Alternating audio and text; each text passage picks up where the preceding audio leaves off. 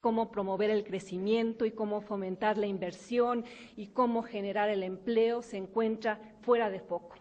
El gobierno piensa que para lograr esos objetivos basta con tenderle la mano al sector privado para que invierta bajo cualquier condición. Y el sector privado, por su parte, piensa que es la panacea que se le permita participar, por ejemplo, en el sector petrolero. Pero esa es solo una solución parcial a un problema mucho más profundo. El meollo detrás de la mediocridad económica de México se encuentra en su estructura económica y en las reglas del juego político que la apuntalan. Una estructura demasiado pesada en la punta de la pirámide, una estructura oligopolizada donde unos cuantos se dedican a la extracción de rentas, una estructura de complicidades y colusiones que el gobierno permite y del cual también se beneficia. Y claro, muchos de los miembros del gabinete de Felipe Calderón, muchos de los presentes en este foro, hablarán del crecimiento como prioridad central, pero más bien lo perciben como variable residual. Más bien parecería que buscan, y duele reconocerlo como ciudadana, asegurar un grado mínimo de avance para mantener la paz social, pero sin alterar la correlación de fuerzas existentes, sin cambiar la estructura económica de una manera fundamental. Y el problema surge cuando ese modelo que hemos construido comienza a crear monstruos, cuando ese apoyo gubernamental a ciertos grupos y ciertas personas produce monopolios y duopolios y oligopolios y sindicatos rapaces que ya no pueden ser controlados, cuando las criaturas del Estado, como las llama Moisés Naim, el editor de la revista Foreign Policy, amenazan con devorar a ese Estado. Solo así se entiende la devolución gubernamental de 550 millones de dólares a Ricardo Salinas Pliego por intereses supuestamente mal cobrados un día antes del fin del sexenio de Vicente Fox, devolución otorgada por la Secretaría de Comunicaciones y Transportes. Solo así se entiende el comunicado lamentable de la SCT hace un año, celebrando la alianza entre Telemundo y Televisa, cuando en realidad revelaba una claudicación gubernamental ante la posibilidad de una tercera cadena de televisión. Solo así se entiende que nadie en este país levante un dedo para sancionar a Televisión Azteca cuando viola la ley al rehusarse a transmitir los spots del IFE o se apropia del Cerro del Chiquihuite. Solo así se entiende la posposición ad infinitum en el Senado de la República de una nueva ley de medios para promover la competencia en el sector. Solo así se comprende que la reforma a Pemex deje sin tocar el asunto del sindicato. Solo así se entiende la posibilidad de darle entrada a Carlos Slim a la televisión sin obligarlo a cumplir con las condiciones de su concesión original. Síntomas de un gobierno ineficaz, síntomas de un gobierno doblegado, con efectos cada vez más obvios y cada vez más onerosos, que la crisis pone en evidencia porque no logramos reformarnos a tiempo. Mucha riqueza, pocos beneficiarios, crecimiento estancado, país aletargado, intereses atrincherados, reformas diluidas, poca competencia, baja competitividad, poder concentrado, democracia puesta en jaque. Un gobierno que en lugar de domesticar a las criaturas que ha creado, ahora vive aterrorizado por ellas. ¿Y cuáles son las consecuencias de este mal capitalismo mexicano? Donde las élites tradicionales son fuertes, la gobernabilidad democrática es poco eficaz, los partidos políticos tienden a estar capturados, las reformas económicas tienden a ser minimalistas.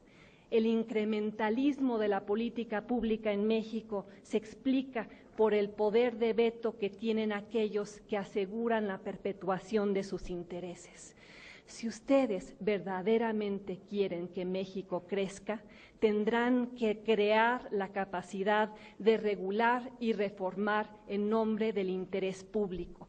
Tendrán que mandar señales inequívocas de cómo van a desactivar esos centros de veto que están bloqueando el crecimiento económico y la consolidación democrática.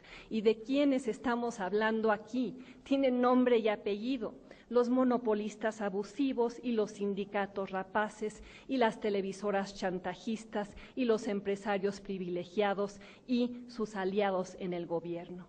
Si ustedes verdaderamente quieren que México prospere, tendrán que tomar decisiones que desaten el dinamismo económico, que fortalezcan la capacidad regulatoria del Estado y contribuyan a crear mercados, que promuevan la competencia y gracias a ello aumenten la competitividad.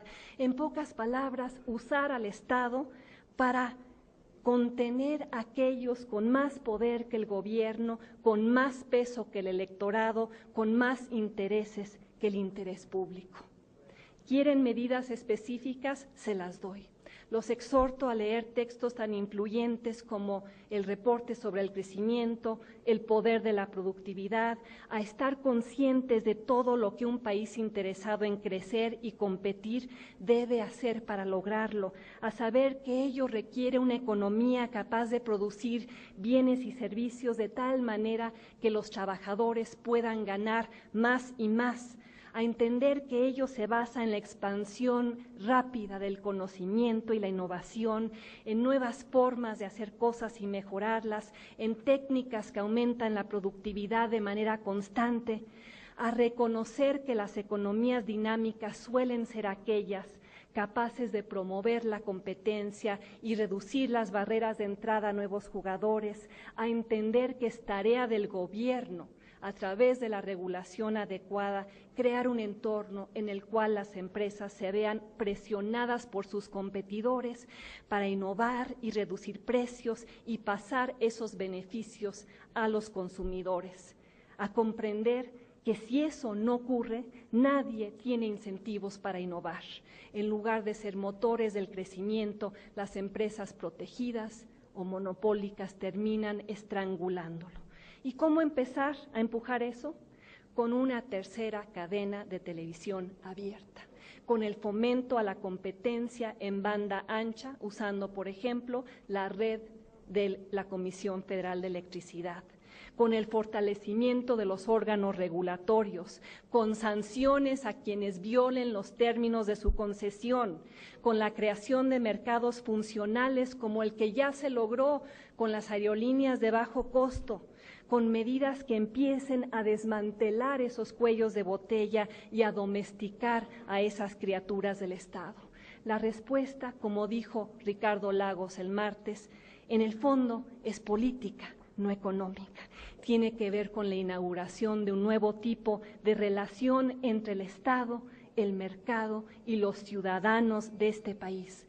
Porque si la clase política de México, sentada aquí en primera fila de este foro, no logra construir los cimientos del capitalismo democrático, condenará a México al subdesempeño crónico, a ser un terreno fértil para los movimientos en contra de las instituciones, condenará al país a cojear de lado, saboteado por instituciones políticas que no logra remodelar, monopolios públicos y privados que no logra desmantelar, estructuras corporativas que no logra democratizar. Y será lo que el presidente Felipe Calderón llama un país de ganadores, pero un país en el que siempre ganan los mismos, un lugar en el que las grandes fortunas empresariales se construyen a base de la protección política y no de la innovación empresarial, un lugar donde el crecimiento económico ha sido mucho menor en la última década que en el resto de América Latina, debido a esos cuellos de botella que los oligopolistas han diseñado y